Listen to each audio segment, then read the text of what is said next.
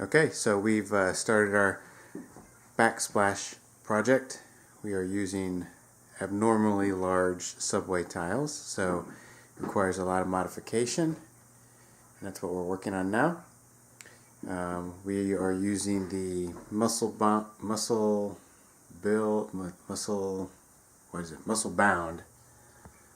material. Oh brother, it's been a long day. That stuff is crazy sticky. You make one mistake and you're in trouble.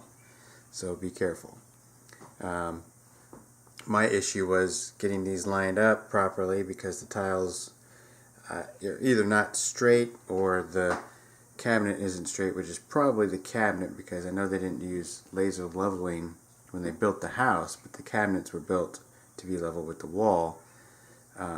So for instance, the door trim isn't plumb, so the tile looks like it's off a hair. So that will throw everything off, and there's more cutting and all that kind of stuff involved. In addition to that, when you're putting in tile, you need to account for your outlets and such to be pushed out further, especially if you're using thin set and a backer board like a cement board.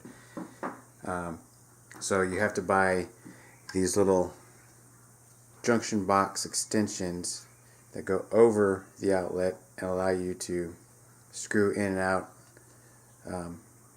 as an extension. Basically all it is they give you some longer screws, a little plastic piece that'll slide into your current junction box to keep the wires and stuff from being exposed on the side of your outlets and your plugs and whatnot, and your switches. So you can see here the blue is the extension, but what I found out after doing what the instructions said to do for the Musselbound is that doesn't work. You can't install these and then do your tile because you won't be able to get your tile up underneath there without it sticking to the adhesive backing. So I had to pull them out. That's what I'm doing now, is pulling them back out and then going through and cutting my tile and stuff to mate up with the boxes. So like you see here, these are two subway tiles that I had to cut. And I had to cut it that way just because that's where the seam ended up. This one will probably be a little bit more difficult because I'll be cutting out more, being that the middle of the seam is going to be right here. And then once I get down to areas like in this corner, it's going to be even more complicated because I have to cut off not only the corner but also notch out the particular tile piece, especially on that one because the outlet is right in the middle, so that is not going to be a fun cut.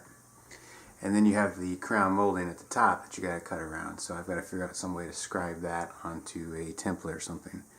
But this is how it goes. This is what we're at.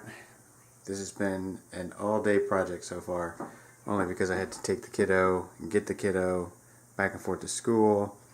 Had to switch off the power to be able to do this stuff. I had to change out some switches. I've got to change out some outlets because there's a fire hazard here. There's a fire hazard in that one. It's just not the code. And you'll know that based on the previous videos of other things I've had to fix. But we're on our way. We're getting there. Hopefully I can get this wall done today. And if I do, I will probably try and grout it tomorrow. We also had countertops installed, and I'll make another video on that. These are our countertops, which you probably saw in a previous video. And I will do a separate video on the issue with these countertops.